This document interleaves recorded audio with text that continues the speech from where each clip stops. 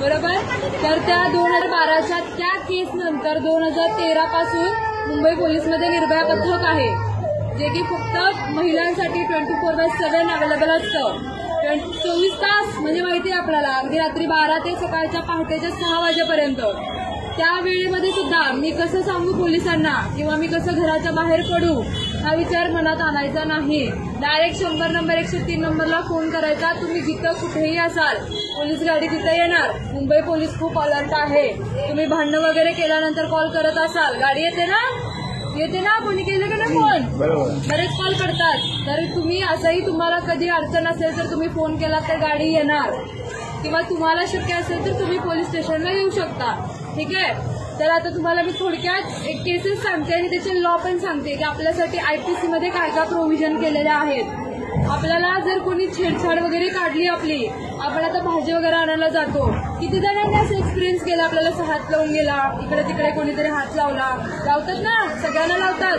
आम्ही पण सिव्हिल ड्रेसवरती असतो तेव्हा एक्सपिरियन्स केलेले आहेत. पण तुम्ही कोणी विचारलं का की तू का केलं असं? तो सॉरी बोलतो, निघून जातो. तुम्ही विचारलं का केलंस? त्याला घेतलं चौकात, 4 लोकांना गोळा केलं? नाही केलं, नाही करत आपण. आपल्याला कुठे तेवढा वेळ आहे. तो हात लावतो, अजून 4 जणींना निघून जातो. मग आपण त्याला सोडून द्यायचं असंच? तुम्ही जोपर्यंत त्याला घेऊन येणार नाही, हे प्रमाण कमी होईल का? मला तुम्ही सांगा, प्रमाण कमी होईल का? नाही होणार. तुम्ही अवेअर व्हा, तुम्ही त्याला घेऊन या पोलीस स्टेशनला. ह्या सगळ्या छोट्या छोट्या गोष्टी आहेत, पण तुम्ही जोपर्यंत इनिशिएटिव्ह घेणार नाही त्या गोष्टी बदलणार नाहीत. बरोबर आहे? समजतंय मी सांगितलेलं? त्यामुळे जर असं कधी वाटलं की कोणीतरी मुद्दाम आपल्याला हात लावलेला आहे, मुद्दाम आपल्याकडे सारखं सारखं बघतो आहे, घेऊन यायचं त्याला, चल म्हणायचं पोलीस स्टेशनला. ठीक आहे. किंवा आता एक एक्झाम्पल सांगते. भाजी आणायला एक गेली होती महिला, ती म्हणते की टोमॅटो कसे आहेत, तर त्यानंतर तो म्हणतो, म्हणजे त्याने किंमत वगैरे सांगितली, पण ती बोलते नरम आहेत थोडे, जरा कडक दाखव.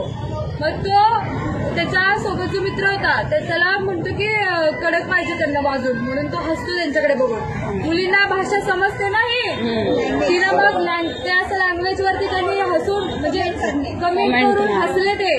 तिनं सरळ त्याला घेऊन आली पोलीस स्टेशनला. त्याला बघितलं आम्ही काय करायचं ते. मग ह्या छोट्या छोट्या गोष्टी आहेत, जोपर्यंत तुम्ही पुढाकार घेणार नाही हे प्रमाण कमी होणार नाही. ठीक आहे. तर हे झालं 354 कायद्याअंतर्गत येतं हे. आता हे आपल्या काही महिला कामावरती जात असतील, आपण कामाच्या ठिकाणी जातो किंवा घरी येताना इकडे तिकडे जाताना जर एखादी व्यक्ती मला सारखं जाणवते, मी जिथे जाते माझ्या मागे मागे येते, असं होतं ना. एखाद्या व्यक्तीला आपण आवडत असेल तर आपला पाठलाग करणार सारखं सारखं.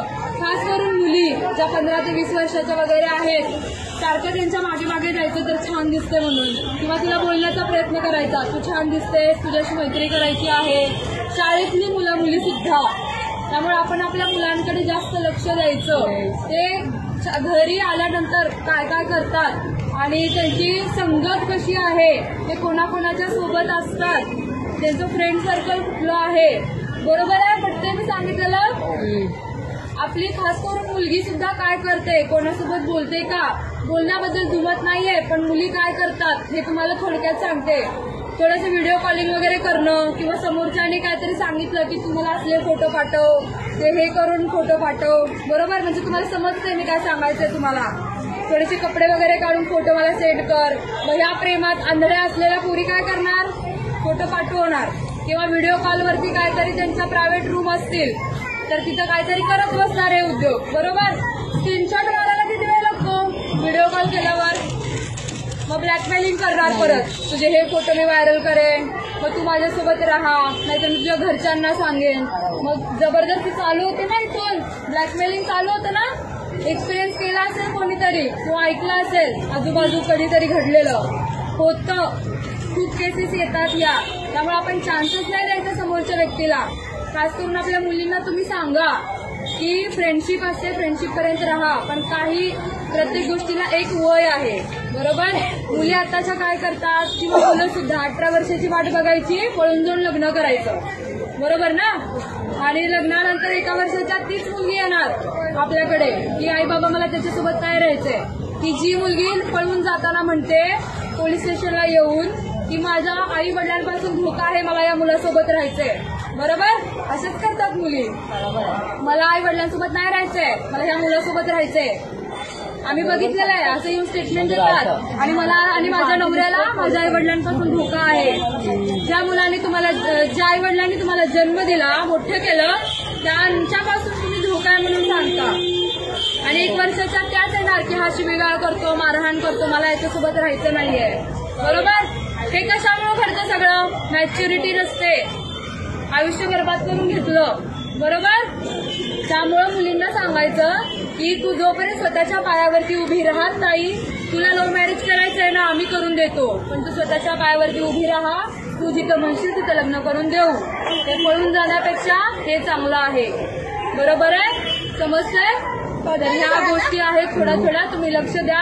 आणि आपल्या मुलांच्या सोबत आणि मुलींच्या सोबत आपण ॲज अ फ्रेंड म्हणून राहायचं. आई वडील जे जे इथं आहेत, वडिलांनी सुद्धा, म्हणजे जे पुरुष मंडळ आहेत त्यांनी सुद्धा, की आपण ॲज अ फ्रेंड म्हणून त्यांना ट्रीट केलो आणि त्यांना समजून सांगण्याचा जेवढा प्रयत्न करू त्या गोष्टी चांगल्या आहेत.